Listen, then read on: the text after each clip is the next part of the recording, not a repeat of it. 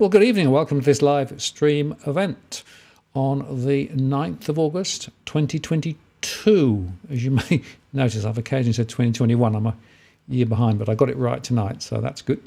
And thanks for coming in and spending some time with us. Very interesting conversation, important conversation today about property and related aspects. Just before I bring Veronica in, I will just remind you, as I always do, that on the show here, we don't provide specific financial or legal or property advice.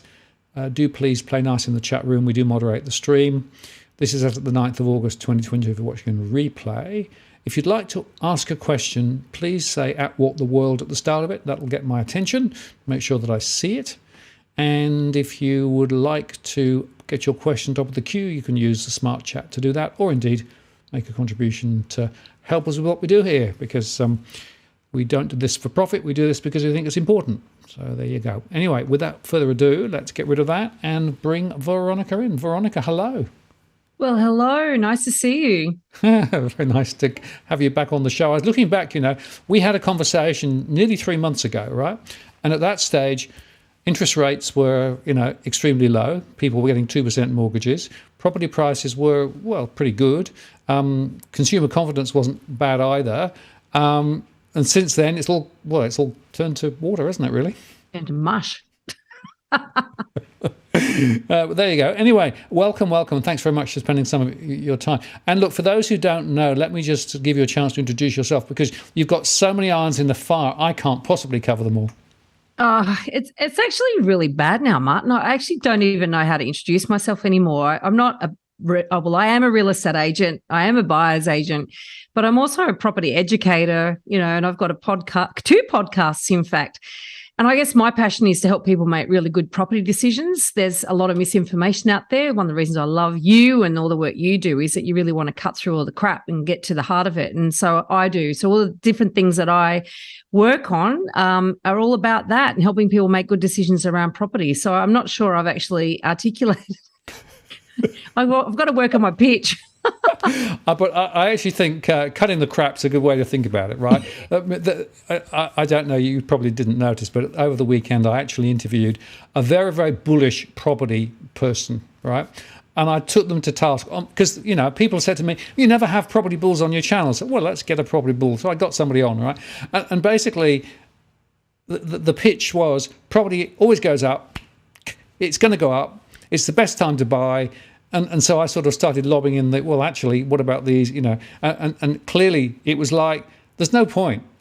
there is just no point, because, we will never agree, because, his particular blinkered view of the world was such that you could never actually break out of it.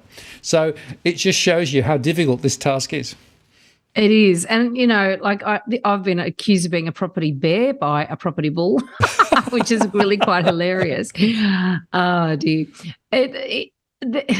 When you are biased and you just believe a certain thing, you can't disabuse people of that notion. And unfortunately, a lot of people are really keen on this whole idea of getting rich through property, and they're seduced by that enthusiasm. And, it doesn't always pay off for people. Anyway, so, I think it is interesting to see what's changed in the last 3 months, I have to say. And honestly, I've been watching the headlines in this time, and I've been really, really infuriated by the headlines. I know that all those headline producers are probably chasing you down because they love you at times like this, Martin. But I really have been infuriated. I think that they are more useless than ever, and more encouraging more knee-jerking than ever. And that is annoying me. But at the same time, it is what it is, isn't it? This is the environment in which we live, and we just have to deal with that. Yeah, well, I think people need to understand, of course, that some of these headline writers, and particularly the online media, they're out for eyeballs, right? Of course. And they know what can actually attract people to go look at a page. And that's all they're really interested in, right? So whether it's a version of the truth or not, and whether it's the whole truth or not, is irrelevant, right? And if you think about the main portals as well, and the writers around the main portals, they're about eyeballs. They're about getting people to go look. So it's really important to understand that social media-itis has absolutely infected property from top to bottom. Yeah, 100%. And it comes down to the journalism industry as well. I mean, it's that's been decimated. So there's not as many journalists. The profession of journalism and investigative journalism isn't as highly rewarded and respected as it used to be. There's not enough money in it for them to do it properly. And so you'll get a lot of property articles that are basically created directly off a press release. Yep. And there's no interrogation of that data or testing to see if it's accurate or even an attempt to understand it. So, of course, then you get, I guess I've had the benefit of, through the Elephant in the Room, the podcast, doing so many interviews with Kent Larder in particular, who's a property data specialist, been in that game for decades. And I've really learned so much about the misuse and misuse of statistics. And so I'm very thankful for that introduction myself and my own learning in that way, because it does help me actually interrogate a lot of the data that comes under my nose that previously I would have believed. Mm. And look, I think that it's really important to lay out a few fundamental principles, right? Principle one, there is no such thing as the property market. There are a whole series of property markets across the country, right?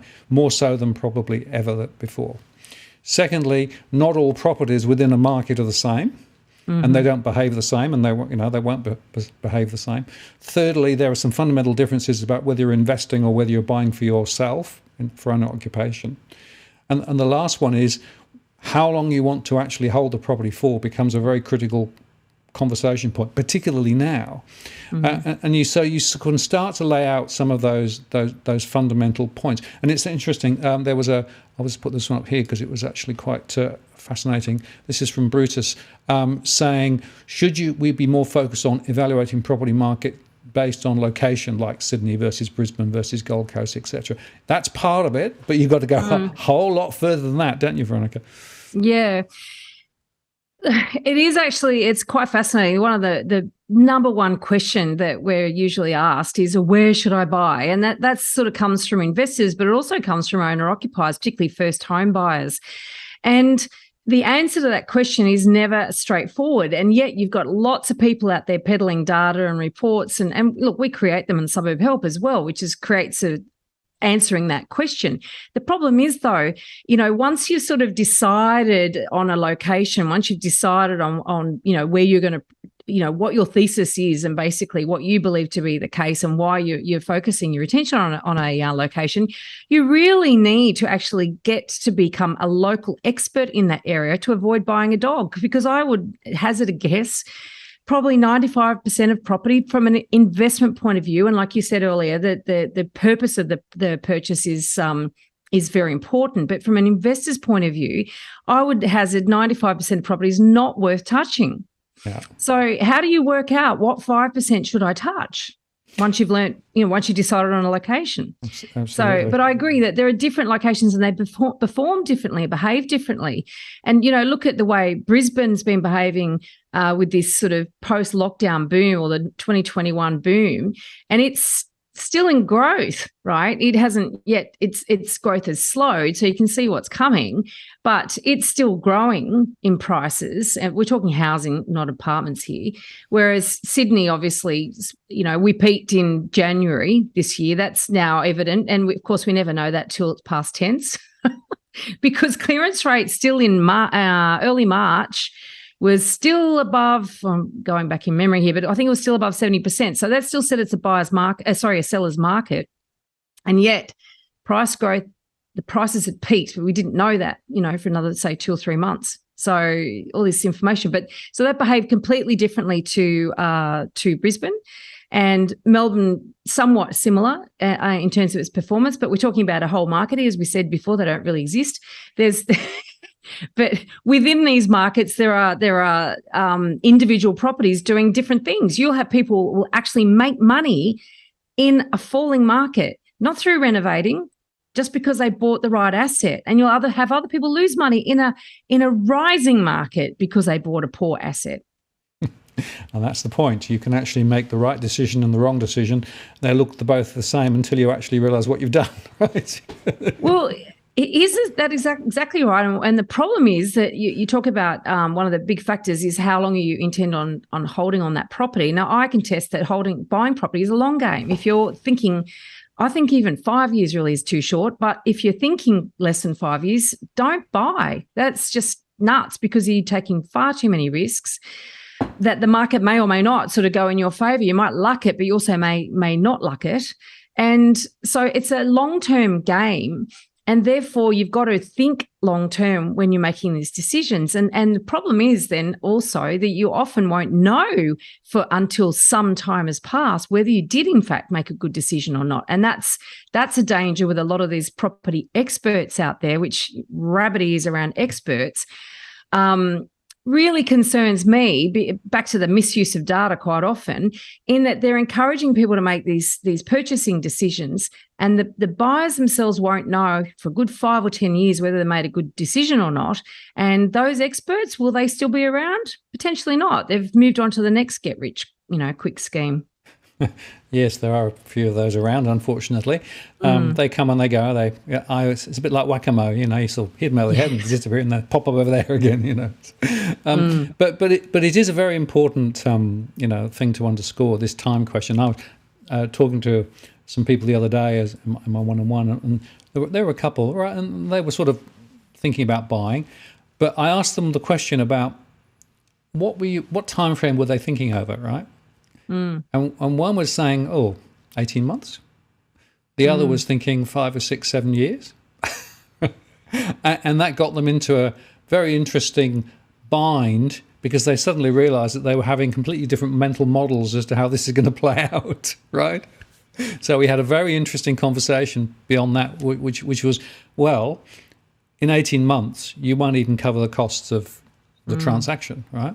Whereas 5, 6, 7 years, there's more chance of upside. And, very interesting just to understand that they hadn't really thought that through at all.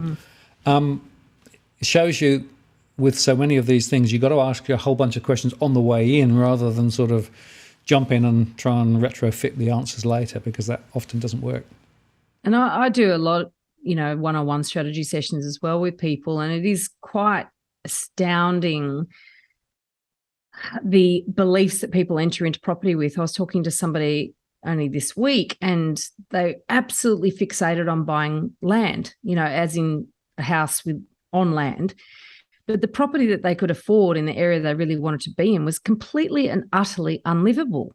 And I'm like, yes, that's great that you're buying land, but there are other alternatives in other suburbs where you can afford to have a dwelling that you can live in, because can you afford to actually renovate this property? Well, they couldn't afford to renovate it. So what they're going to do is just sit on it and pay a mortgage and land tax and all the it just didn't make any sense whatsoever. But they were so fixated on this one idea about land in this location, and they had completely bypassed any sort of a sensible conversation.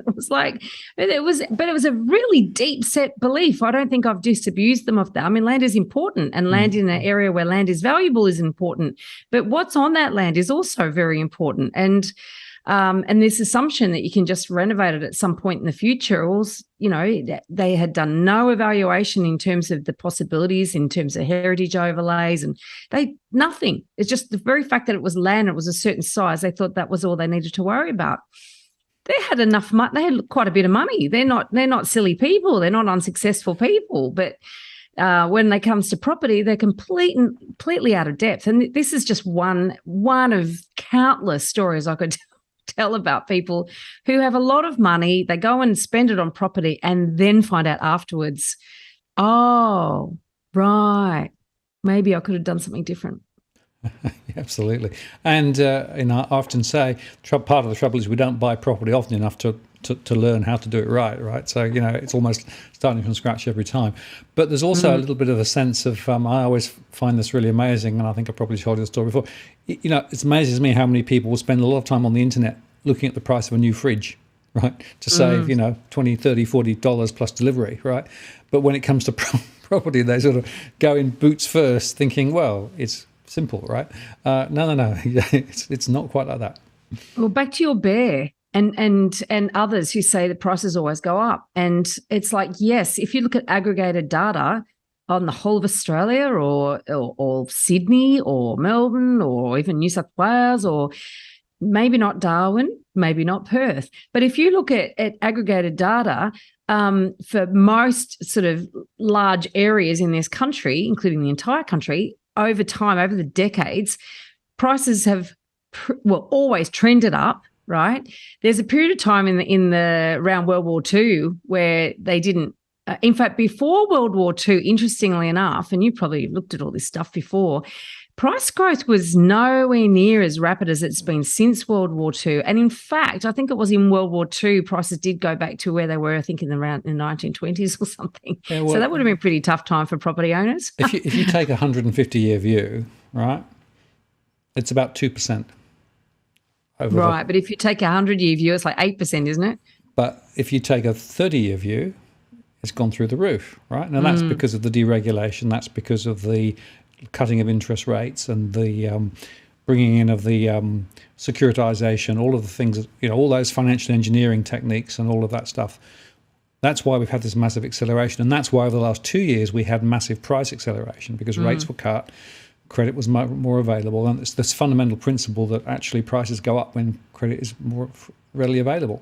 The reverse is also true, of course. Now with interest rates rising and borrowing power reducing, credit is less available. That's one of the main reasons why prices are falling. Well, we saw that happen in 2017, 18 and 19. We did. Yep. For different reasons. But it's the same basic principle. Yeah. Investment lending was going too hot. They turned the dial down.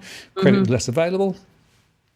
Prices came back. So there is a repeatable pattern here. And, one of my arguments over the weekend was, well, you've had this massive run-up over the last 18 months. Go back further, over 20 years. But that's completely explicable, right? But you can't tell me it's going to do the same again, because if you think about the average property price now relative to income, it's already off the scale. Well, if we do it again over the next 20 years, it'll be $1 billion to own a property and about 4 people will be able to own it. So that can't work. Although we've got a shortage. So how do you explain that? Well, do we have a shortage? That's an interesting question, right? So the ABS, in their census, there's 1 million spare properties across Australia. 1 million plus. Yes. Right? Plus the ones being built. But what that says, though, is that clearly there's a lot of people that own property, 1 million potentially, that aren't subject to interest rates. They're not affected by interest rates, so we'll have to see what different type of rates they could be impacted by. I think the local councils do need to start actually in putting pressures on these people to make their properties available in the rental market. We've got a real crisis in this country. Yeah, the rental crisis is what I've been focusing on. In fact, I did a show the other day on it, rental stress has gone through the roof. Literally in the last few months, it's more than half of households now are struggling with paying the rent.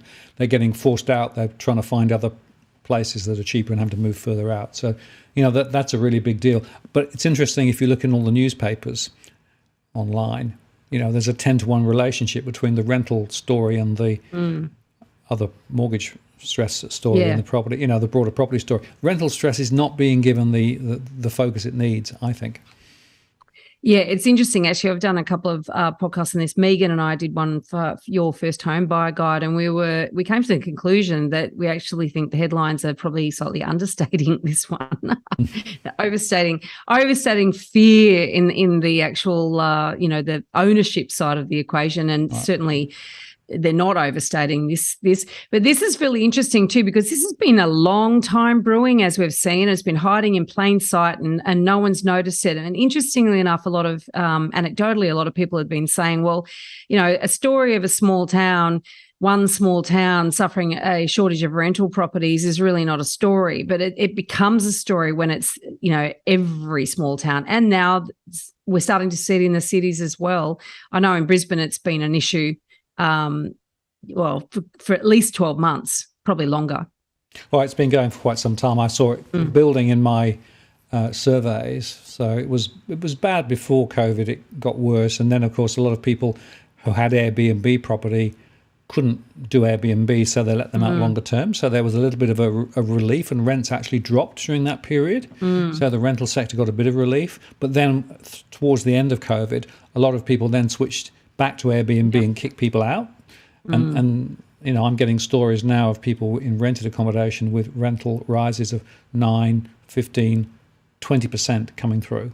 I mean, those are unsustainable right? And of course, that's an interesting observation. That flows into the CPI, and that's one of the things that are now driving the CPI higher. So that's another inflationary factor that is often not spoken about, but should be. So no, this is a really big deal. And again, I don't think that the political sort of class are really thinking about this. The complexity here is that we don't have enough of the right properties in the right place at the right price point for people who are wanting to rent, let alone to buy. And I guess what's happened is that it's been left to the market, the private market, to try and sort it out. And the private market, well, it tends to behave in a particular way, which means a lot of people get squeezed out. So I'm seeing a lot of people now having to move further away from where they want to work into less convenient locations so they can pay a little less. But then their other cost of living go up too, so they get caught. So it's got really difficult now for the rental sector. Yeah, I tell you what, though, I do feel like individual private landlords, I know that's not a popular term anymore. I can't even remember what the PC term is for a landlord. I'll call myself a landlord, okay? Landlords and landladies.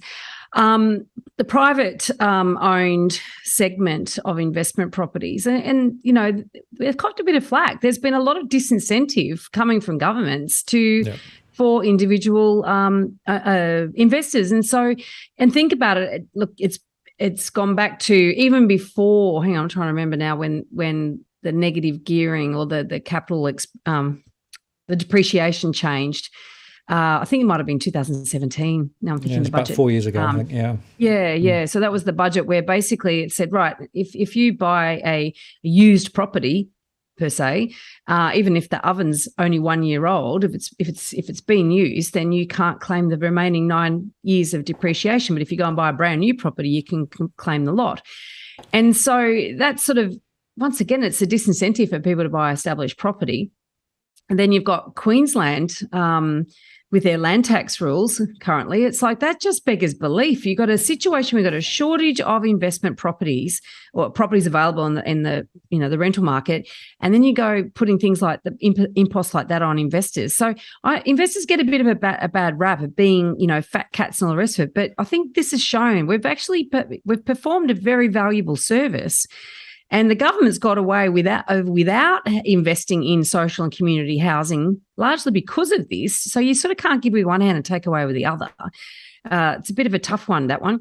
But I totally agree with you that the right properties in the right areas have not been developed. And now you've got situations, particularly in regional towns. I've heard anecdotally stories of doctor shortages, nurse shortages, teacher shortages, essential workers that can't get accommodation in towns. That's going to cause a real problem. Well, that's right. Well, unfortunately, what's happened is that they just left it to the private market. Now, I agree with you. There are some very good landlords out there who are doing, or land persons. I don't know. It wasn't what the right term is. Property, rental property provider, I think is potentially whatever. We'll sort of hedge around it. But the point is, some of them have actually not put rents up. And they've said, look, I've got a good tenant. I want to keep that tenant. I'm happy to, sit with that. But then you actually find that others who particularly are managed often by, larger firms who actually are also taking a clip on the ticket. They seem to be much more aggressive in putting the rents up. So it does actually, not all landlords are equal, when it comes to looking at that. I tell you something that really does annoy me, and that is when you hear commentary saying, well, interest rates are going up, and so that's going to make rents go up. It doesn't work that way. If the market cannot bear increased rents, you can't put rents up. Landlords just can't increase their rents because their costs go up, right? It actually doesn't happen that way. But right at the moment, there is opportunity for landlords to put rents up because there's a shortage. And there's high demand.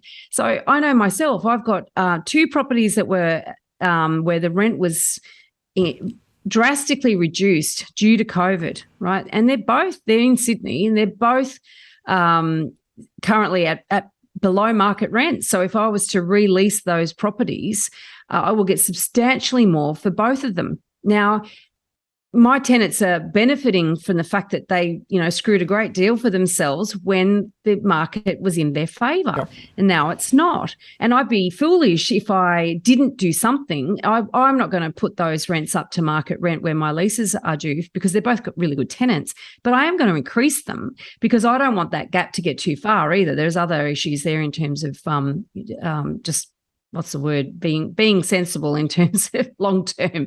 They may stay there for 10 years. I've got to somehow keep it within the realms of market rent. But so me personally, and certainly my cash flow has been impacted because of that, and lots of other people have as well. And that's I didn't have rental properties in regional areas to benefit from that sort of windfall.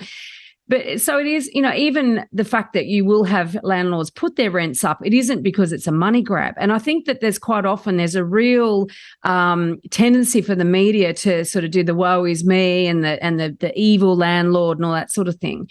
And as I said, I will just reiterate that you can't put rents up if there's not enough market demand to sustain that at higher rent. It just doesn't work that way. No, absolutely. Well, the long-term rentals tend to follow income. Exactly right. Not property prices, or not interest rates, actually. Yeah. So it's a bit abnormal at the moment. And I think part of it's because of the COVID hiatus, when there was a time when not a lot of rents were able to be put up, and then there were freezes and things like that. And of course, we're now through that. But it does show you how complex this is. And again, I think often the media really just doesn't do justice to the subject. Final point I'd make on the investment side is, if you look at most net returns in terms of cash flow, most net after the costs of the mortgage and everything else and repairs are very, very low. I mean, it's, if you get 1 or 2%, you're doing really, really well. So it's not like many people are actually making masses amount out of it at the moment. And that's something else that many investors are quite shocked about when you actually sit down with them and do the calculation. Okay, so let's actually look, what are you paying in the way of mortgage? What are you paying in the way of repairs, et cetera, et cetera. And the gross number, which is obviously the relationship between the cost of the property and the rent, doesn't tell you anything, right? It's actually the net that's the important one. Well, it is, and what is important though with an investment property is that you consider the capital growth side of things. Otherwise, you'd never put up with such a woeful return. But there's also, on the flip side of that, you've got this pressure in various corners of the market that really promote this idea of buying for yield. And particularly when prices are falling, that's very dangerous, because, of course, yield goes up as prices fall, particularly if rents are rising as well. And that can hide a poor asset that actually doesn't go up in value. So the whole calculation on a return on your investment when you're buying an investment property has to take into consideration both aspects. But very rarely does that happen. Absolutely. Well, all of the portals will just quote you the gross returns. And as you say, when prices fall, they go up, which is not actually the right story. Now, Cookie Boy threw this comment a little while ago. Is Veronica seeing any signs of panic selling since the rate rises? Panic selling? No. And the reason I'm not seeing it is because, of course, I've got 4 sort of businesses. Ridiculous. My buyer's agency, right, is based in Balmain in Sydney, and we operate within the 10K radius of Sydney CBD. So the lower North Shore, the eastern suburbs, and the inner west. Now, those are areas that are they're blue chip areas, and they have quite a wide diversity of owners, and a lot of people that have owned for a long period of time, and a lot of people that have very small mortgages, and a lot of people that actually have no mortgages because they've owned for a long period of time. You've also got people that would have bought fairly recently with huge mortgages because property is expensive in these areas. So because you've got that diversity of stock and ownership profile, you don't have this sort of panic selling, really.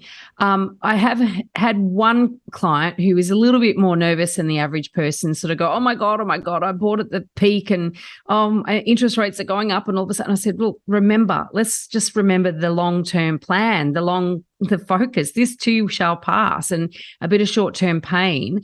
And, you might need to pull in your belt buckle a little bit and budget a bit tighter, yes. And you might need to talk to your broker about, well, should I fix or should I not fix, and look at ways of managing your cash flow. But you've got a good asset, and you bought a good asset because you really wanted to shore up your future financial situation, and you're talking about holding it for 10 or 20 years. And we know it's a good asset. So just, take a deep breath, meditate your way through it. And that really is the only conversation I've had with someone who was a bit panicked. And it's more a personality trait, I'd say. However, I do observe, and I do read in forums. I do, hear stories of people who are freaking out and panicking. And I know that there are also areas that are much more prone to suffer acute mortgage stress and potentially will start panic selling. So, and it comes back to that diversity of stock and also blue chip area. And I get that it's very expensive stock, but it doesn't always have to be expensive. As I said, it's that diversity of ownership and a long tail, if you like, of people that could have owned it 20 years, 30 years, 10 years, 15 years, 5 years, and so on. So you're not sort of stuck with a whole bunch of owners all having similar debt profiles and all having similar equity. That's risky.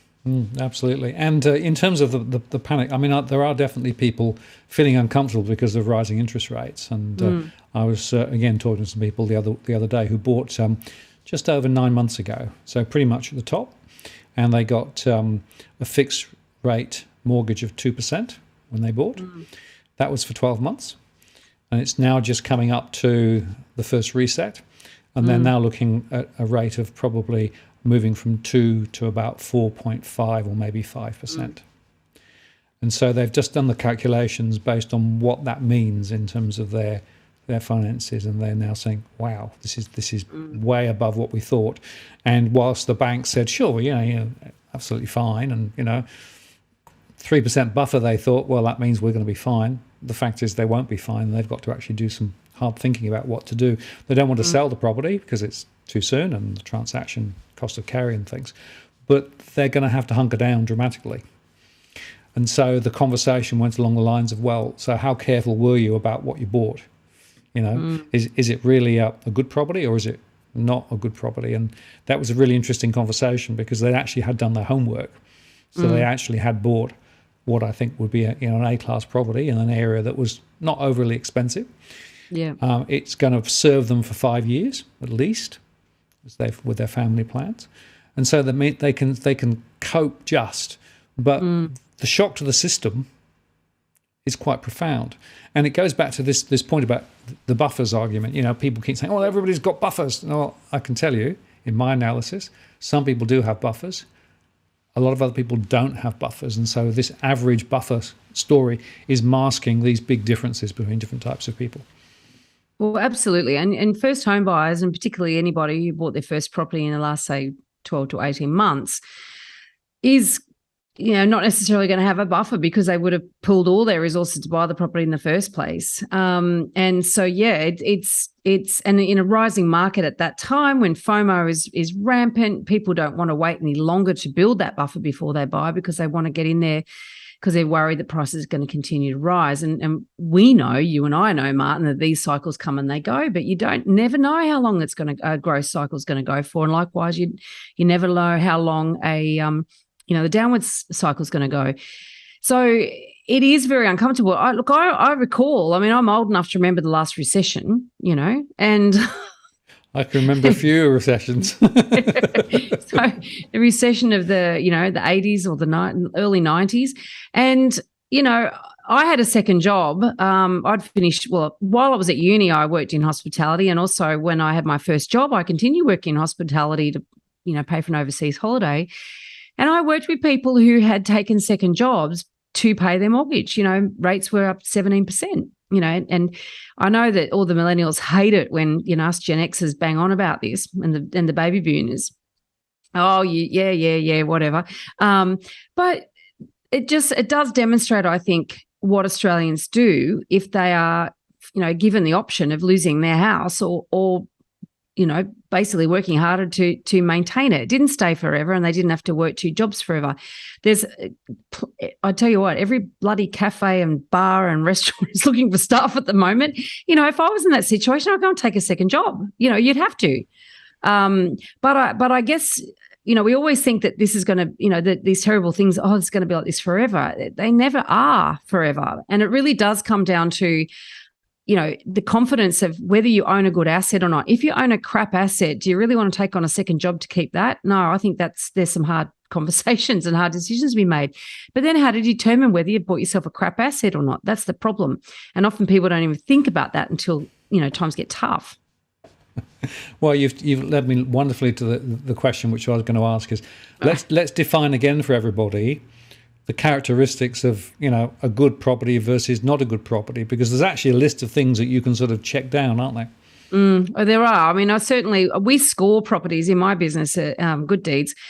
We literally score every property that we evaluate before we buy it, and we're scoring it for its capital growth potential in the context of its area, right? So there will be some areas that are much stronger than others suburb-wise, but within every suburb there are properties that, push come to shove, regardless of the market is doing, buyers want. This is a fundamental of what an A-grade property is. It's the sort of property, it doesn't have to be the waterfront. It doesn't have to be the most expensive property. In fact, quite the opposite. What you're wanting is the sort of property that a majority of buyers in that area would actually prioritise over other properties. So if you have 10 houses in a row and all in different streets with different aspects, different architectural styles, different condition, different layouts, different different natural light, all these sort of things that buyers look for and prioritise. If you've got a property that's got a bigger proportion of those aspects and all those characteristics that buyers in that area value, then you're going to have the type of property that people will fight for, particularly in a hot market.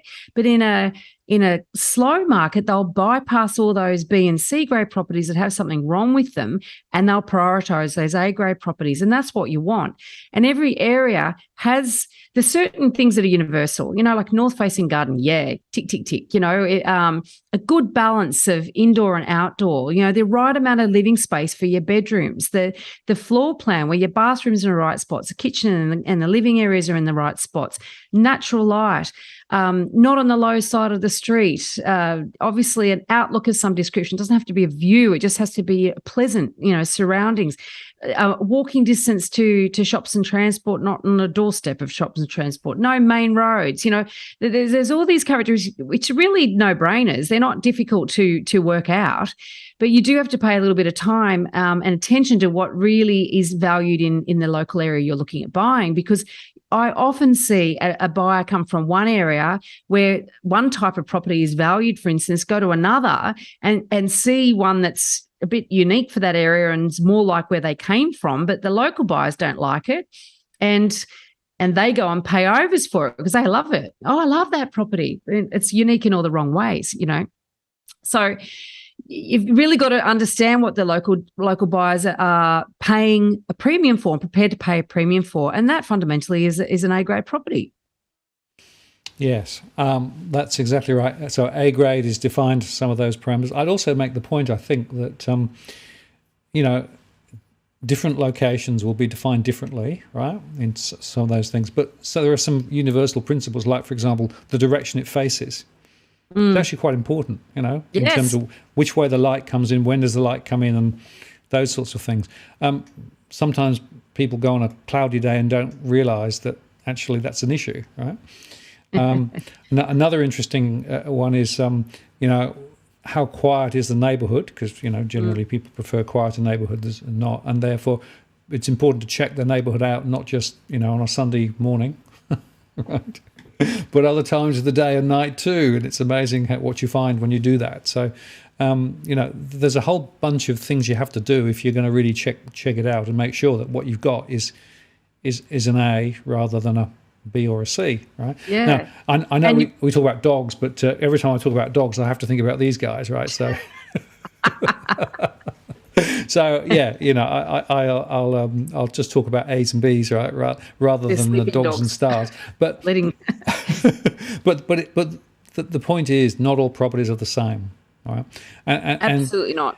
The other point is uniqueness. It's something which I keep coming back to. Right, if there are 100 properties all the same, right, you are in a very different situation than if you've got a property that's relatively unusual and it might be well designed and hopefully in a good location. But uniqueness is also quite important, I think. Yes, and you got scarcity is a golden rule in property, right? Whereas and uniqueness is very important. However, you don't want it so unique that you're the only person that likes it. You want unique features that lots of people like. That's the difference, right? And I know that some people go and buy a property that's just so out there and so weird, and then it's like this is Megan. So my my partner at Home Buyer Academy, and we do the Your First Home Buyer Guide podcast. She likes to put in the screen, the video behind her, pictures of unusual houses, right? And there's one she put up there. I call it the eyeball house. It's up in Queensland somewhere. They were trying to sell it. I mean, honestly, who on earth? It looks like a cluster of eyeballs. It's so disgusting. Architect designed and an engineering masterpiece. All these circular rooms everywhere, but how hideous. And literally, you've got to find the one and only other person on the whole planet that would think that's beautiful. If you're trying to sell that house. It's a bit like, your own baby was the beautiful baby, right? Yes. But the point is that, you do need to be a little bit careful. And, there are these one-off architecturally designed monstrosities that nobody else wants to buy, and that's just the way of it. But there's also, if you've got something that's a little bit unusual with that's characterful in whatever way, and is not one of 100 or one of 1,000. I mean, think of high-rise apartments, right? What distinguishes level 30 from level 31 other than... Exactly right. Nothing. No. So how many of those are on the market at the same time? Well, if everybody's trying to sell at the same time, as North Ryde, I keep going back to North Ryde is a classic case where they've got prices now lower than 2017 for apartments in North Ryde. Right? Hundreds and hundreds of these things all over the place, right? But there's no differentiation. They're all precisely the same, and actually no wonder that prices are going down. That's a really architectural, archetypal example of what goes wrong if you're not very careful. Absolutely. There's like 16 or 17 suburbs in each Sydney, Melbourne and Brisbane, all with unit price, median price, and there's a danger in looking at that, by the way, all with a median price that is less than they were in 2017. And a lot, the lion's share of those suburbs, not all, but the lion's share of them are places like North Ryde, where you've just got building after building after building of very same cookie cutter type properties. There's nothing there's no upward pressure on prices at all. So, they might be now less than they were in 2017. Well, what are they going to be like in 5 years' time? At best, you probably plateau, but if there's more buildings to come, that's not on, odds are that they won't plateau, they'll continue to fall. And look, the other thing too is some of these areas have actually seen an increase because in 2021, it got to the point where houses became so unaffordable, then people started desperately turning to buy apartments, and all of a sudden there was a little bit of an upward lift on prices. But that goes back to my thing about an A-grade property. It's when the market turns, what are people going to want to buy? And if they're only buying a property because they can't afford it in a rising market, they can't afford better in a rising market, they will drop that like a hot cake the minute they can afford something better. Yep. And so interestingly enough, too, about the whole scarcity and uniqueness thing. So, for instance, family homes with north-facing backyards, they do turn over less often than family homes with south-facing backyards. So, and the reason is whether the north-facing backyard people are conscious of it or not, it's that they don't feel uncomfortable in their home in any way, and so they don't sort of feel this pressure to do better. And it's like people buying main roads. The main road properties transact more often than the properties on quiet streets, and that's because it annoys can I swear, the shit out of you living on a busy road. Yep. So the things that people will put up with because they're paranoid in a rising market that they're going to miss out. They'll go, okay, it's got to get in. And they're precisely the same sort of things that actually weigh on them and make them want to get out of that property a lot sooner than they would if they actually had bought even in the next suburb. If they could afford better in the next suburb, they should go the next suburb. Exactly right. Again, it shows you the complexity. And it's actually a very good time. There was a question from Sandy, it came in a couple of days ago. So they're a first-time buyer who were ready to buy. They've got 20% deposit, which is good, right? Wow. They went to the bank, and in late March, they got an in-principle mortgage.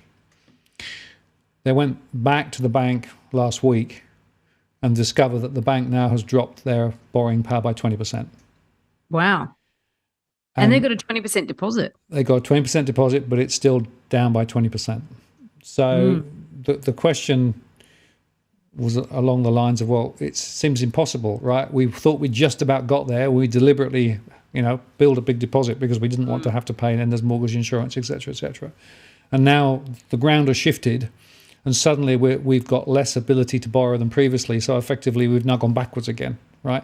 And so, the bottom line of the question was, are first-time buyers ever going to be able to get back into the market, or is it always going to be out of reach because they've been trying for 3 years to get into the market?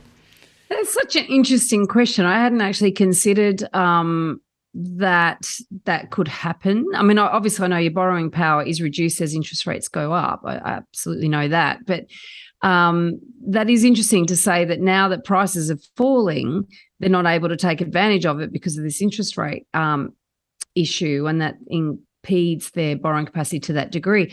It seems like a lot. Just in Chris Bates, who's my mortgage broker co-host of The Elephant in the Room. Yeah. I mean, he was talking about the impact to borrowing capacity of each interest rate rise, and that seems like a lot, to be honest. And I would be saying, hopefully, you're talking to a broker, not directly with the bank, because the bank might have just changed a policy, and that impacts you, but you actually find that your borrowing capacity and other banks is not impacted in the same way. So I think you made a really interesting point there, because my sort of immediate reaction was, I wonder whether it's something to do with the area they were looking. That too. Is there some externality? For example, we know that portfolio risk has started to rear its head again. Yeah. And so there are some suburbs where banks have just said, we're not going to lend anymore. They're looking for reasons not to lend rather than to lend. So it could be that particular lender has actually just changed the rules and is using borrowing power as effectively a way of getting out of the transaction. So my suggestion is absolutely with you, Veronica, shop around and see whether in fact you get the same news on the borrowing power elsewhere. There is some variability among lenders at the moment with regard to borrowing power, but it is reducing. It is definitely reducing. Yeah, that's true. They are fighting for business too. So, there's a bit of a war out there. It's quite interesting actually. Look, today I was reading an article where some fixed rates are falling in some banks. So the CBA dropped their 4-year rate quite significantly because the yield curve has now done that further out. So they're reacting to that. But they could react again the other way. So who knows exactly how this is going to play out. But I do tend to keep a bit of a little bit of a watching brief on the bank's forecasts on interest rates at the moment, because we do that full forecaster report every year for the Elephant in the Room podcast, and in the past we've always been tracking the forecasts of prices. And this next year, so we release it on April Fool's Day every year. Next year, and I'm tracking interest rate predictions this time around. This is something a bit different, so it's quite fascinating. So and they're bouncing all around the place because like their inputs that they're using in their forecasting modelling and there's a lot of inconsistencies, and all the tried and true patterns that have been well established in the past, they're not necessarily working in tandem anymore. The cause and effect doesn't seem to be all playing in according to the established rules.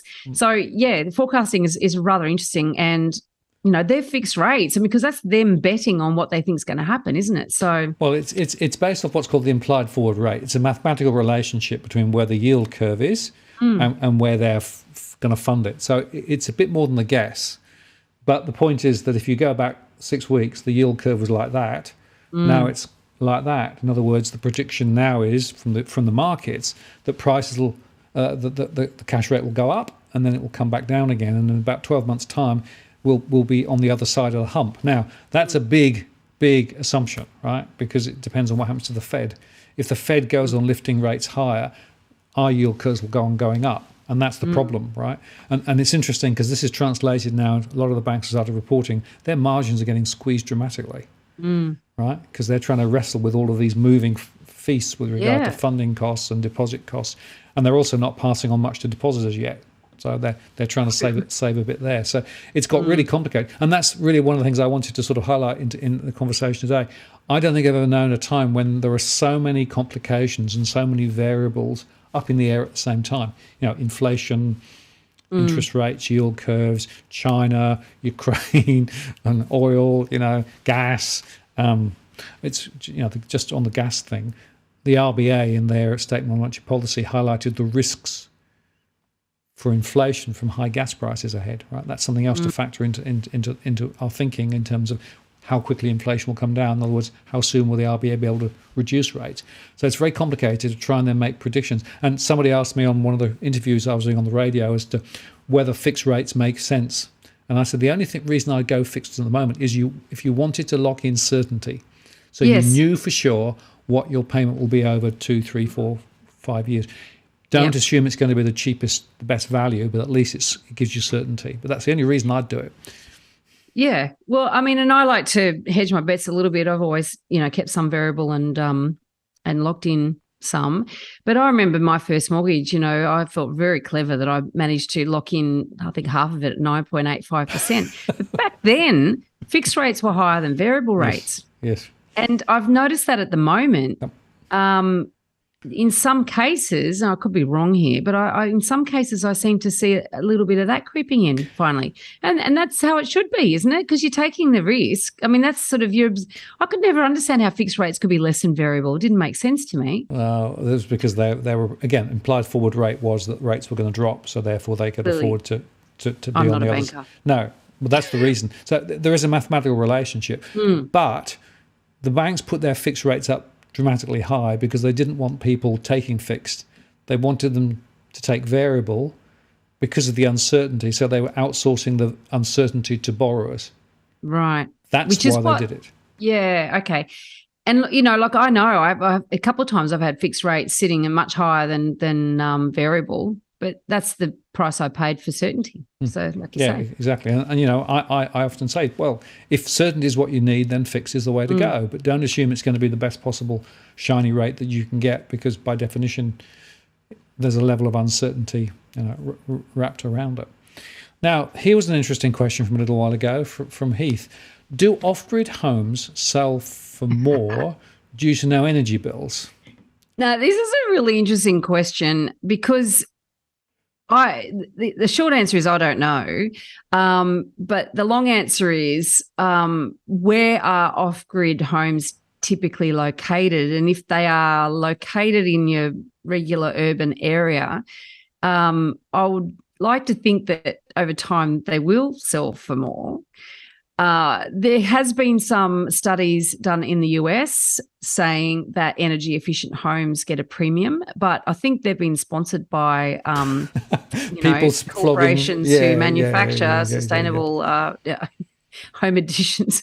So I haven't ever seen any data that I think is would be peer reviewed, put it that way, would survive peer review. But because I also don't think consumers until recently in this country have actually been stung by high energy bills. So I don't think that the pain has been great enough for people to be prepared to pay for more for a sustainable home, even though there's been a lot of claims to the contrary. Also, I think that at the moment we are moving more into mainstream in terms of demands for sustainability, but up until very recently, I don't think enough people have taken it seriously. And I think our federal election has been an interesting one too, because it's the first time the Greens have had so many seats in the upper house and the lower house. And even Queenslanders, going from Liberal seats to green seats. What is that? So they are Brisbagans, of course, but this is the first time I think that Australians, because of all the floods and the bushfires, I think and obviously our energy bills as well. I think it's the first time Australians have really thought, oh God, we're pretty vulnerable here. And so I think there is a lot more awareness coming. And so I'm hoping that will be the case. But my short answer is, as I said, I don't know, but I suspect not yet. No, I think it's very marginal, from what I've seen. And, the degree to which you can actually completely cover the energy cost is an interesting question. Some can, some can't, depending on the facilities, whether you've got batteries or not, whether you haven't got. How long the batteries will last is another question, which people sometimes start getting into, and how efficient the solar is, and what the inflow tariffs are. All those things come into it. So it's a very complicated thing to try and understand. It's a bit like access to NBN. It's quite interesting, because somebody asked me the other day, well, is there much benefit in having a good NBN versus a not good NBN? Because there were basically two properties on opposite side of the streets, and one side had fibre to the premise, the other one had fibre to the node and cable up to it, right? And trying to work out whether in fact that was worth anything. Now, the answer is marginally yes, but again, I don't think it's a significant enough difference to make a huge difference to the value of the property. I think if people have got two properties they're looking at side by side, and they really love one and it's not energy efficient, and the other one is in a different street, it's not their first choice, I think they'll still go for the house that they love before they'll go for energy efficient.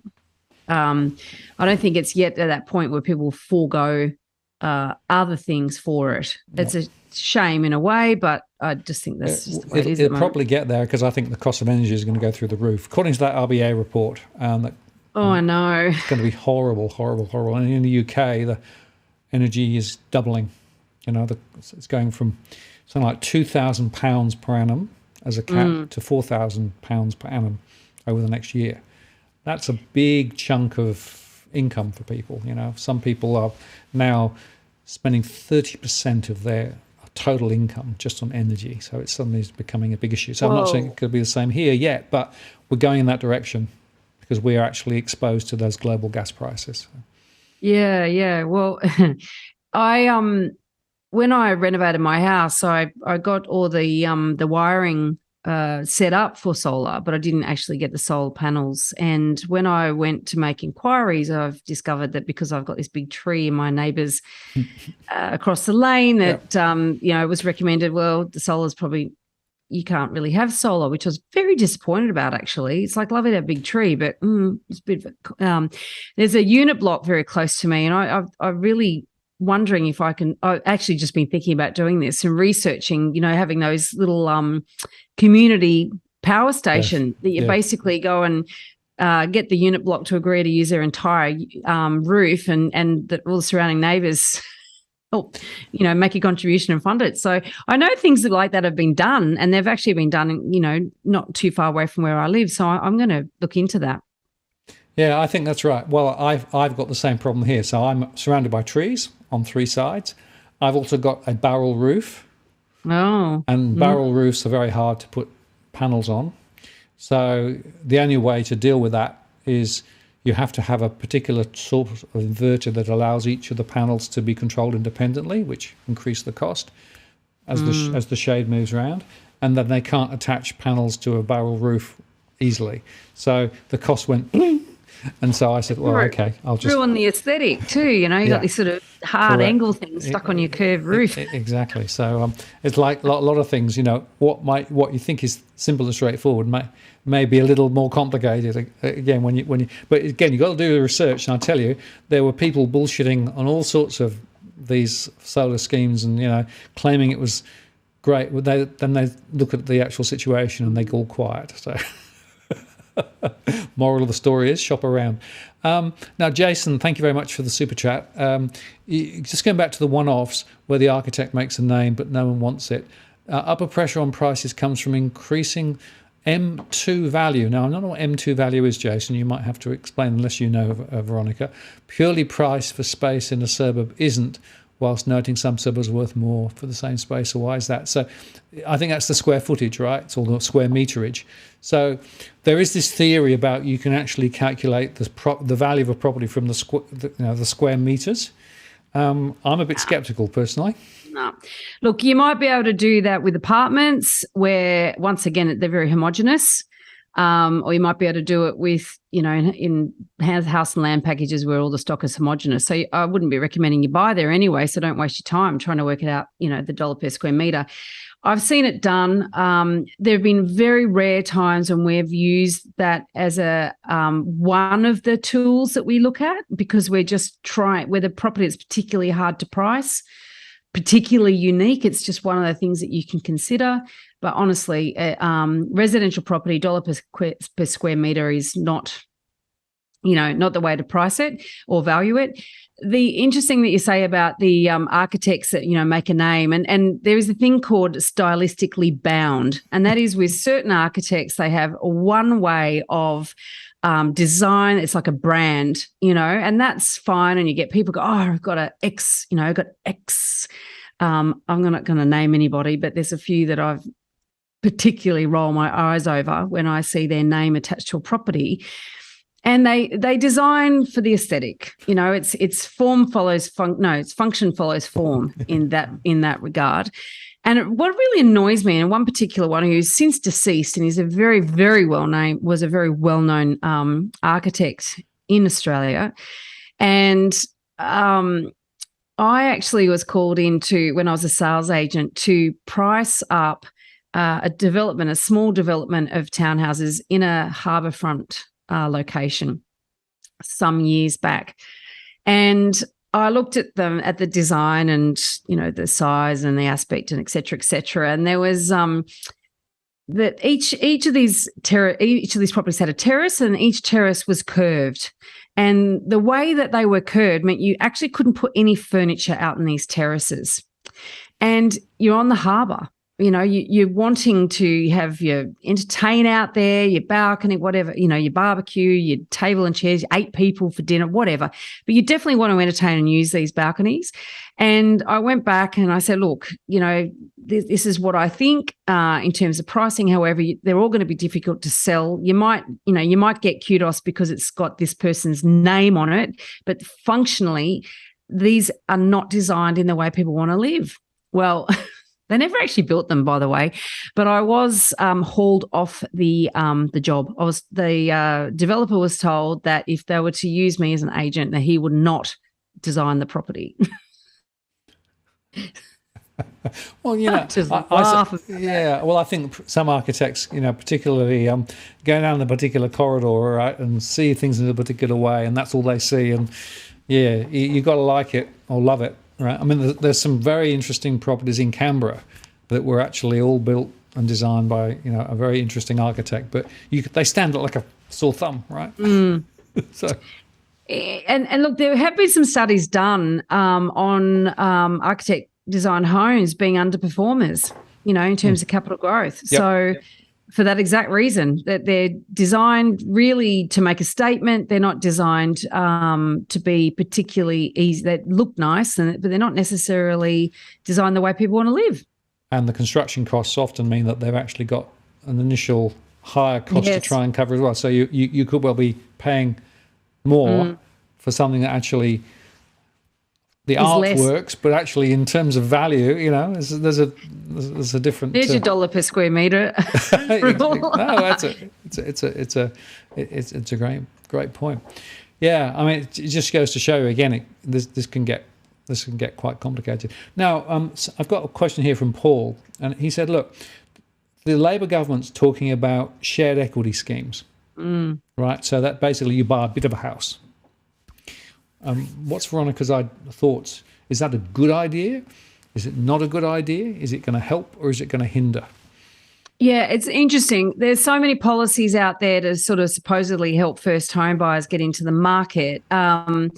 Because at the end of the day, the real way to help first home buyers into the market is to have prices fall, dramatically, but you've got 10 million voters that aren't going to be very happy with that. So therefore, for your 100,000 or your 160,000, first home buyers any given year, you've got to come up with some policies that make it look like you're really trying to help them. So of all the policies, I don't mind the shared equity schemes for a number of reasons. And Victoria's got one that's already up and running. Why I don't mind them is they don't limit you to buying only new property. They do give you more. They do offer to buy a larger portion of a brand new property, which is sort of funny because that means the government's really being irresponsible with tax fund payers' money. But so therefore, they're not dictating what you can buy. There are obviously income caps and value caps. There's restrictions around how you repay that money, if you repay that money. So if you get to a point where and in fact, I'm hybriding a bit here, talking about the Victorian one merged in with the federal one. The Victorian program is currently in use, whereas the federal one I don't think has commenced yet. I don't think all the finer details have been teased out. But with the Victorian one, for instance, if you fail to comply, i.e. say your income increases over the threshold, then you do need to start paying it back, which is great. You pay all the costs, so that's something, all the stamp duty. The government doesn't give you the 30% discount on stamp duty or whatever. But what I do think it does give you, as distinct from the 5% home loan deposit guarantee, if you go in with that, you've got to borrow 95% of that property, right? You've got a greater risk of negative equity, and also you've got a bigger mortgage, and as interest rates rise and borrowing capacities contract, then your 5%, your 95% is of a smaller amount of money. It basically means that it's riskier, the home loan deposit scheme, because of that. Whereas at least with the shared equity, you are borrowing a smaller amount of money. It's more manageable. You can potentially buy a bigger home, so that's going to last you longer. So I think that there's some really good things about it in terms of giving people the opportunity to get into the market sooner if all things else are, everything else being good, but also, limiting their exposure in terms of their mortgage repayments, and giving them the opportunity to buy a better asset potentially than they'd be buying if they were purely relying on their own steam. So, like with everything, there's caveats. You've got to be very careful what you buy. But I don't think it's a bad idea. It doesn't help supply though, and that really is part of the problem too, right? Supply is definitely part of the problem. In the UK experience, they've been using shared equity for quite some time. Three things. One is banks tended to charge them more for the mortgage because there was more risks attached, right? Oh, God, in their mind. Yeah. Secondly, the concept of the value going up was sort of implicit in the model. And a lot of the properties that were actually shared equity properties, the value didn't go up over the following 5 years.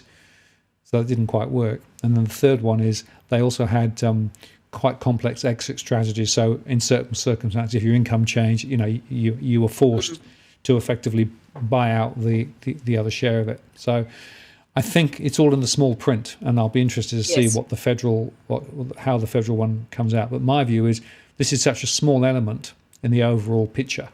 Well, it is, because the amount of places that they're offering is a very small percentage of the total property market. I mean, something like 600,000 properties are sold every year in Australia on average, and is it 10,000 shared equity schemes? I think from memory, I didn't check my numbers, but it's a tiny, tiny percentage of the whole market. So, so we can sort of argue, and I have argued, I said, it just increases supply, it probably brings forward some purchases, but in the whole overall scheme of things, it's probably not going to make much of a dent into the market, I wouldn't think. Absolutely.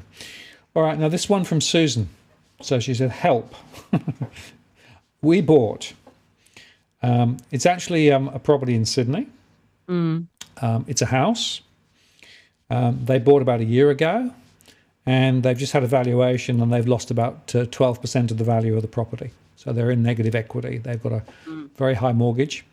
So they're sitting here and now negative equity with prices essentially looking as though they'll go down further. And that help, she says, can you help me understand how serious is negative equity? Well, it's only serious if you've got to sell it.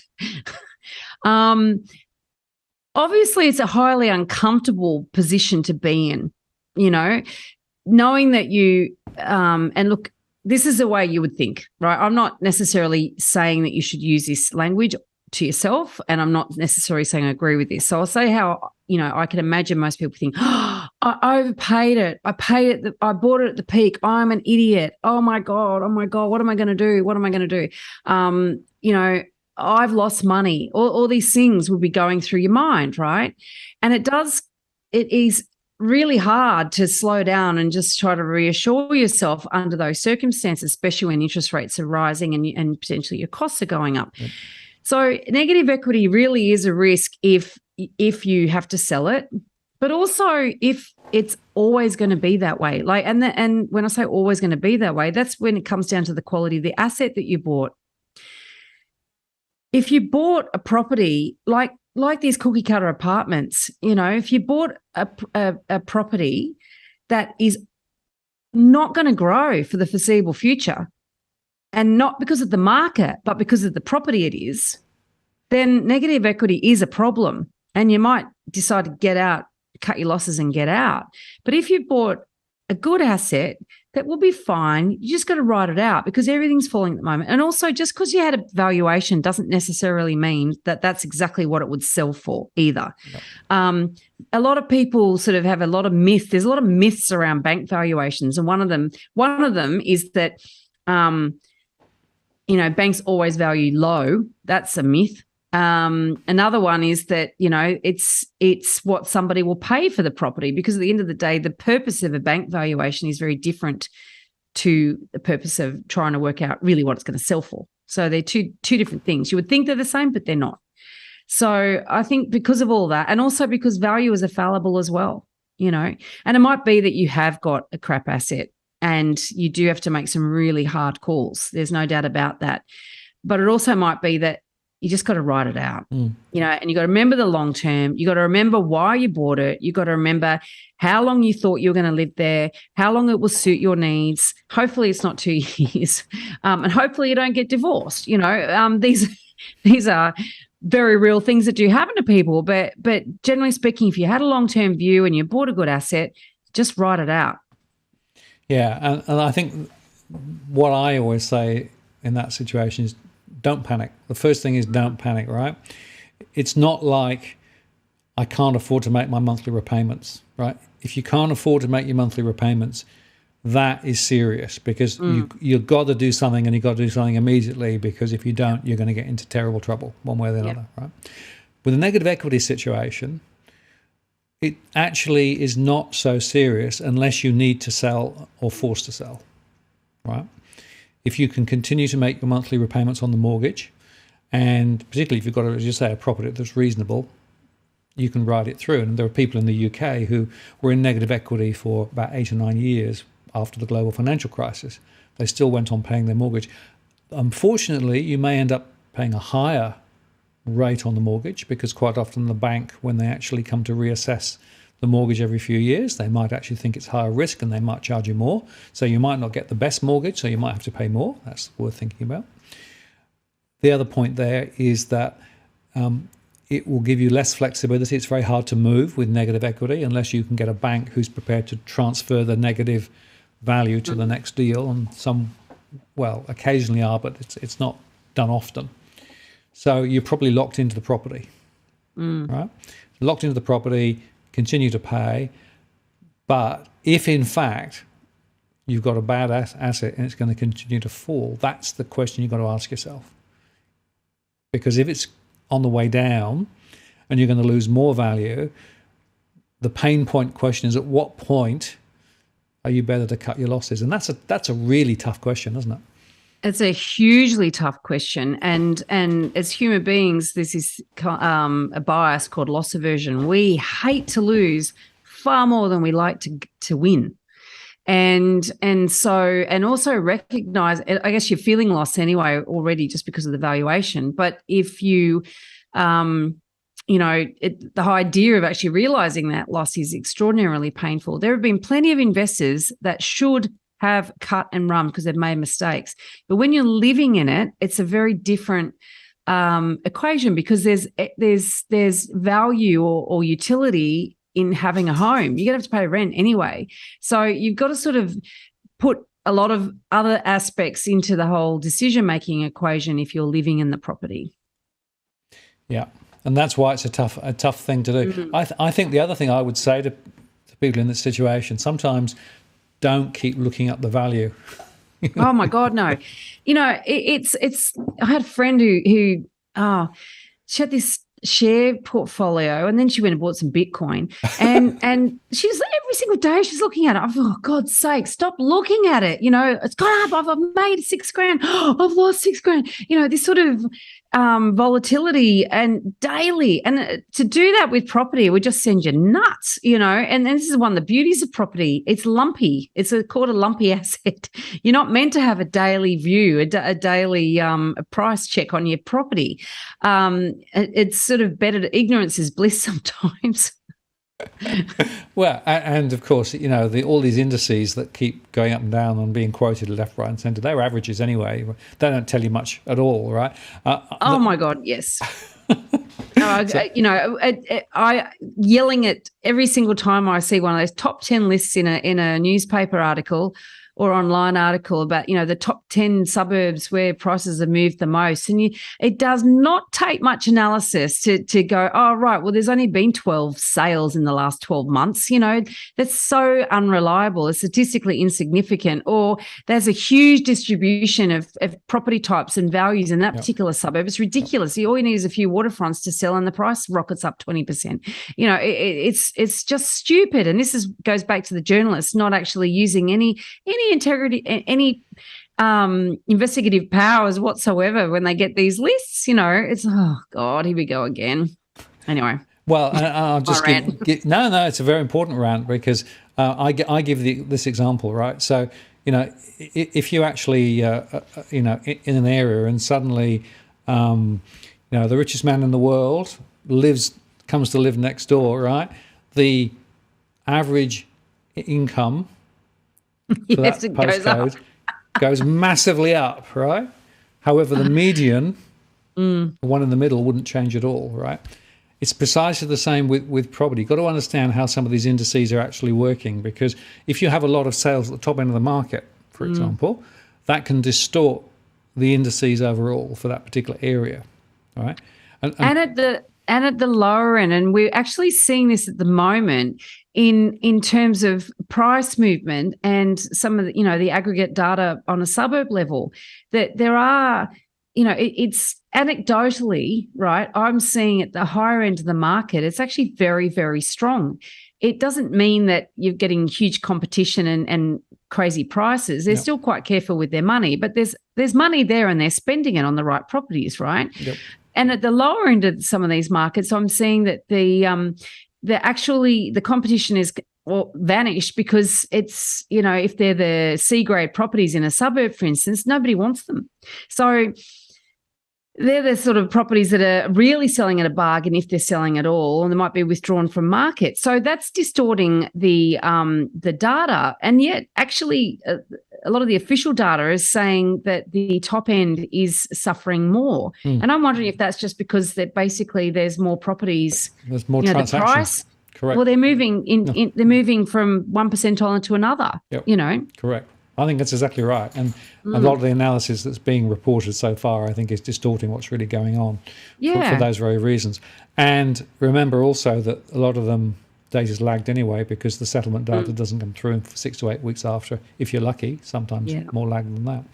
So I always say to people, those indices are more deceitful than helpful. They are. And so, it's very difficult and particularly in times when, things are going crazy. Everyone goes, oh, how much have I made? And then things go bad. And, oh my God, the fear factor. I don't know. Once you've made a commitment to a property, as long as you've made it for all the right reasons, you honestly should unplug yourself. Just not look. Yeah, exactly. Well, I think that just let it be for a bit, It'll still be there. Right? Yeah. That's the beauty of property, at least to know that in the medium term it's still going to be there. Okay, last question from the beforehand. This particular lady heard you talking about granny flats, I think last time you were on. Oh. Have you changed your view, given now where property is going? Is granny flats more or less of an option given the lack of supply and the fact that property prices are turning over? No, I haven't changed my view. I still think putting a granny flat on a lot of properties is like stitching an extra leg on a horse and thinking it's going to run faster. I still think that. I can understand why people will be going, oh my God, there's a rental shortage. I'm going to go and plonk a granny flat at my backyard because I can make an extra buck. I get that. I still think it's going to devalue most properties. So, I'm all for providing more rental accommodation. And if you want to do it, knock yourself out. But it doesn't change my my assessment of it as an individual strategy for most individuals. Right, good. So let's just be clear. It still has the potential to destroy value rather than create value, right? Yes. Not least because you've suddenly nicked a corner of the garden or you've, put something in the middle of the view or whatever, right? Yeah, you've made your garden less usable. You've also introduced a privacy element or lack of privacy element to your property. There's a whole bunch of reasons why it becomes problematic. Yeah, so if you've got the right sort of property and it's big enough and you can hive off a corner and you won't even notice, then absolutely knock yourself out. Take advantage of that. But majority of the properties that these are plonked on, they're awful. Exactly right. They were pretty bad before and now they get even worse. Yeah, no, very good. Okay, well, that's pretty much the end of the questions. Now, in terms of from this point forward, what are the things that you're looking for in terms of, the next turns in the market? How are you seeing this playing out over the next few months? Well, it's interesting, we're talking earlier about the anomalies. We didn't use that word, but in data, for instance, there's always anomalies. Like, for instance, you've got consumer confidence at an all-time low. It's now as low as it was, in April 2020, right? And yet you've got spending still high. And you and I were talking off air about this, Martin. If you dug like anything, we're looking at aggregate data, and then you dig deeper, you find that different segments are spending and others are not spending. Right. And it's a little bit like the whole property market at the moment. There's a lot of negativity out there in the press, huge amount, ridiculous amount. In fact, it's just getting a bit stupid. When you look at the underlying numbers of the property market in this country, even though we'd say there is not one market, but, okay, there's 10 million properties, value, $9.8 trillion or something, $2.1 trillion of that is borrowed. So the market has to fall a long way before we get into a situation where, the amount of debt is the same as the amount of equity. There are obviously segments. Just make a point there. That debt, of course, is not spread equally across all that. No, yeah, it's concentrated. Right? So it's a sort of normal distribution curve, right? You've got a lot of people with little debt, and you've got a lot of people with a lot of debt. And unfortunately, minor movements with a lot of debt creates problems. Again, granularity is important. Yeah, 100%. Yeah. So it is concentrated in different areas that are obviously much more vulnerable to interest rate rises and market movements than others. But I guess what I'm saying about this is that whilst there's all this negativity out there, at open houses, there are lots of, in my area, okay, I can only talk about my area in a sense of a granular sense. At open houses, there are lots of people looking at property.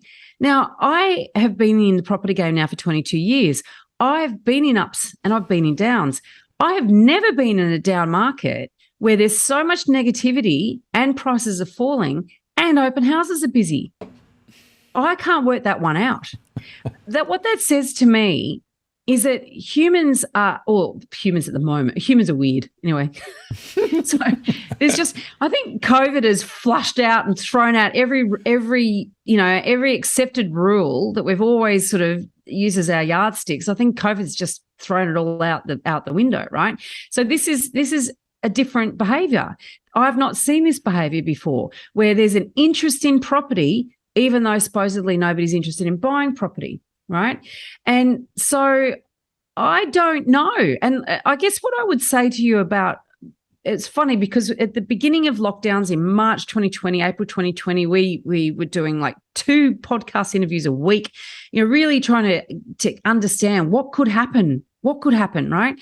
Most people were talking the market down big time, 30% falls, using accepted economic theory and all the rest of it. And I thought to myself, and I did say, I'm happy I did say this, actually, it's been recorded. I said, at the end of all this, we might all just come out of the box like greyhounds chasing bunnies, basically, bolting out of our front door saying, I am sick of being in this house. I hate this house. I want a bigger house, or I want a brighter house, or I don't want to be in this suburb anymore. I don't want to be in this family anymore. I just want to bolt out and change my life. And that's exactly what happened in the end, because human beings just en masse reacted to being locked up. Now, I think that that's sort of shaken us all up a bit, And so I think a lot of the standard ways that I've looked at the market, that a lot of experts and a lot of people that have been around a long time looked at the market, I think we're all up to having our preconceptions maybe shaken up a little bit.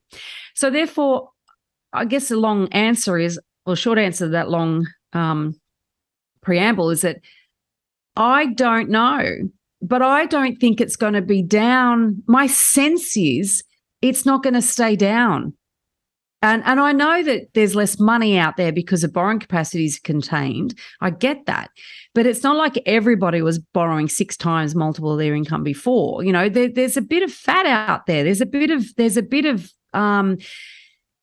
I know a lot of people are suffering hardship, but I also know that the middle class in this country are doing pretty well, and the middle class are typically your property owners and people are buying property. So I think that there's a lot of negative talk, but I think when you actually look at some of the actual underlying data in terms of, the economic situation, but also in terms of individual families, more in the middle segment, I think that people will get on with it, to be honest. I think that they'll get used to these interest rates being higher. And I think we'll sort of go back to a bit of normality. That is my feeling, but it's purely a feeling. I don't have any data to back me up. We don't need to. Yeah, that's fine. I mean, my observation would be that listings are up. The volume of transactions is falling in many areas, but there are still some weird transactions that are very strong. Where are listings up? Because I'm not seeing listings up.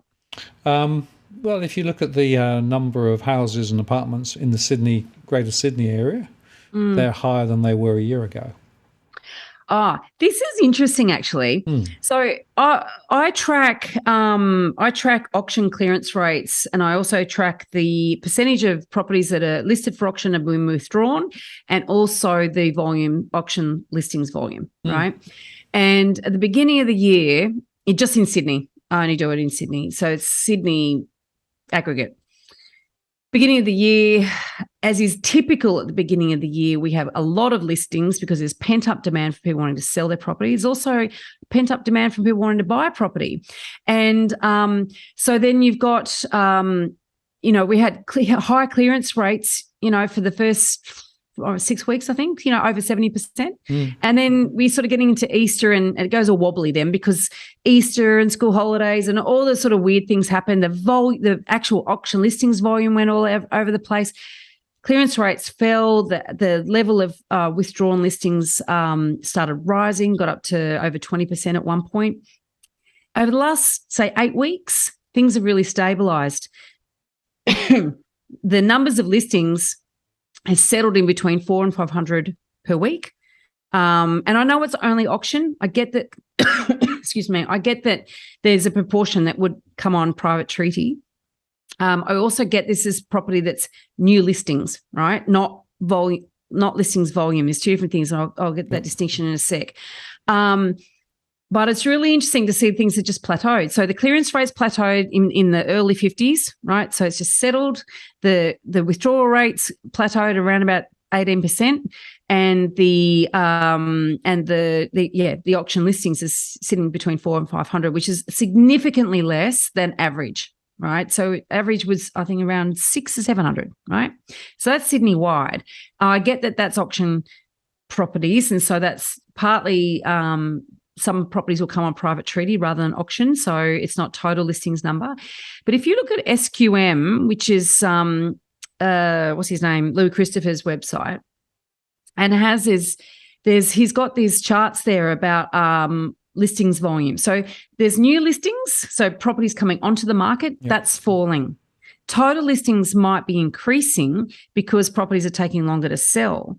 But what his chart is really interesting because it splits it into periods of time that the properties have been on the market. So 30 days, 60 days, 90 days, 180 days, 120 days, out to 180 days. So what you will see is that the 180 and 120 days, that proportion of the market swells in a slower market, but the actual proportions that are turning over in normal periods, that remains roughly the same. And so what my sort of interpretation of that is that those longer listings, the ones that can't sell, that's all the C-grade crap that sells in a hot market because there's just FOMO and people forget to be picky. But in these market conditions, that adds to the total stock on the market, and that's all the shit no one wants anymore. Yep. That's my theory on that. No, I think that's exactly right. And, it goes back to we keep saying you can't look at an aggregate, you got to go into the detail. But certainly down here in the Illawarra, there's less sold and prices are sliding, I can tell you that.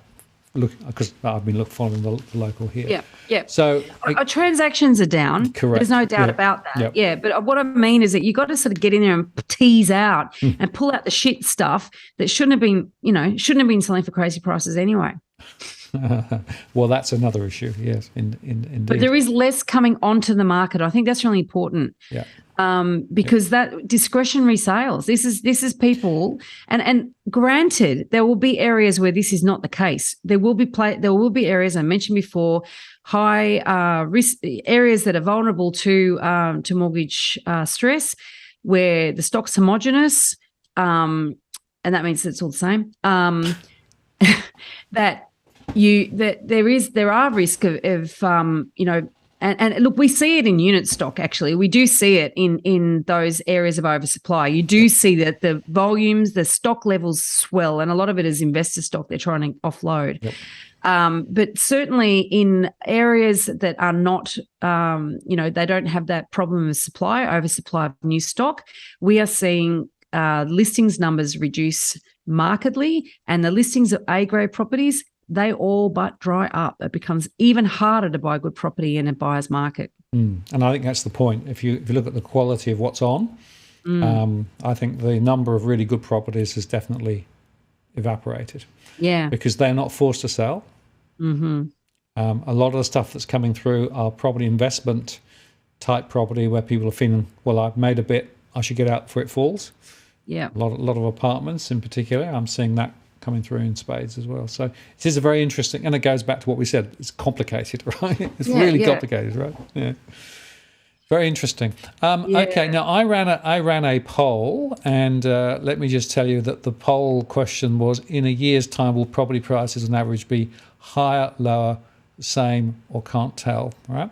And on the show tonight, 14% of people thought that prices were going to be higher, 69% lower, 7% same, and 9% said they can't tell, and that's based on just over 300 votes. So there you go. That's what the audience thinks. I'm with the 9%.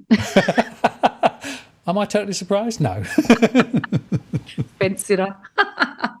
Well, I actually am of the view that it's very, very tough to call this at the moment. Yeah. I run 3 scenarios. One scenario is over 3 years, it's going to go up a little bit. Mm-hmm. My base case is down a little bit. And my worst case is down quite a lot. So I'm covering all the bases because I can't tell. Be careful. You'll be quoted for 40% falls again. Yeah, I'm expecting it, but you know. You beg you. As you know, you have to go and go into a bit more granularity to really understand what's going on. Veronica, I really have enjoyed chatting with you tonight. Thank you so much. I think we covered a lot of ground. I think we made some really, really important points for people.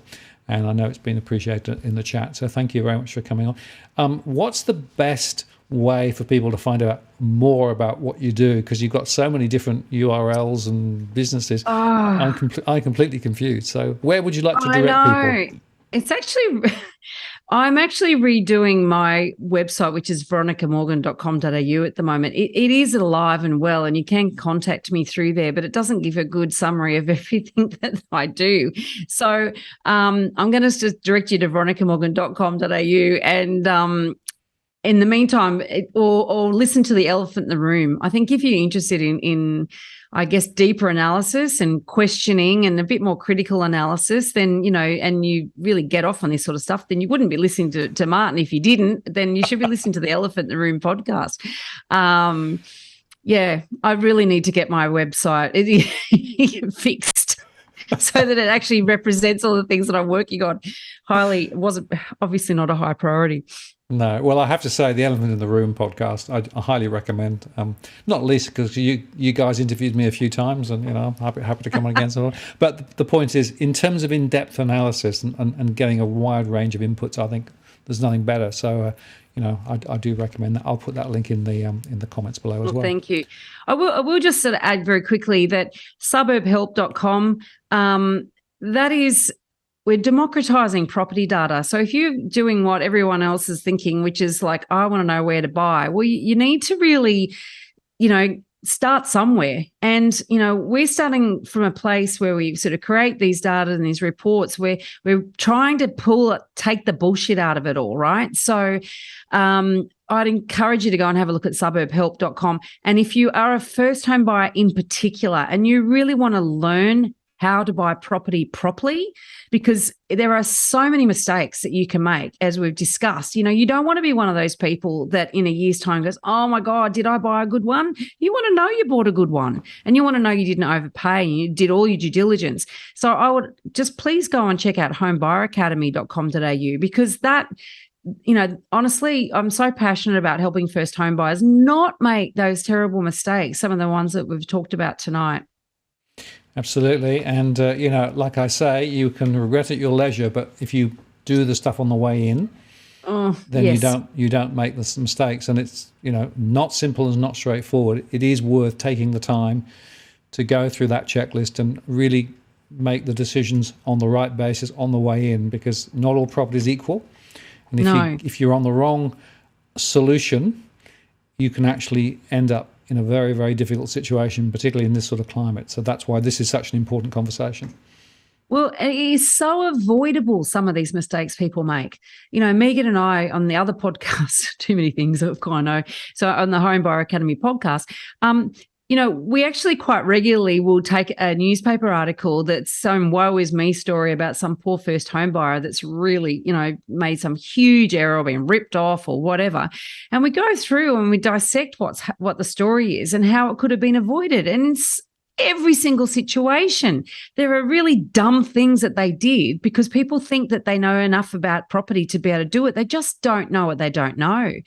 And we have this huge passion to stop people making dumb mistakes. Exactly. It is our mission, your mission, my mission, our missions separately and together to try and help people make better decisions. I think that's probably a very, very good way to sum it up. Thank you very much, Veronica. Appreciate it. We'll chat back in here in a few months and see how things have shaken out. Thank you very much. I'm going to take you offline and I'll just close the show. See you later. Lovely. See ya. So there you go, folks. I hopefully you found that useful. Really interesting points there, and I think very important ones. Just to tell you that next week I have Leith Van Onselen on here. We're going to talk about the latest with regard to what he sees from an economic perspective, and that will be, I think, quite a useful conversation, bearing in mind everything that's currently going on. So mark your diary and join us again next week. And just before I go, I will just jump back to the doggies. They haven't moved. They've been there the whole time. So they're not going to buy property in the short term. So there you go. So, anyway, thank you very much for spending some time with us tonight. Really appreciate it. Have a good evening.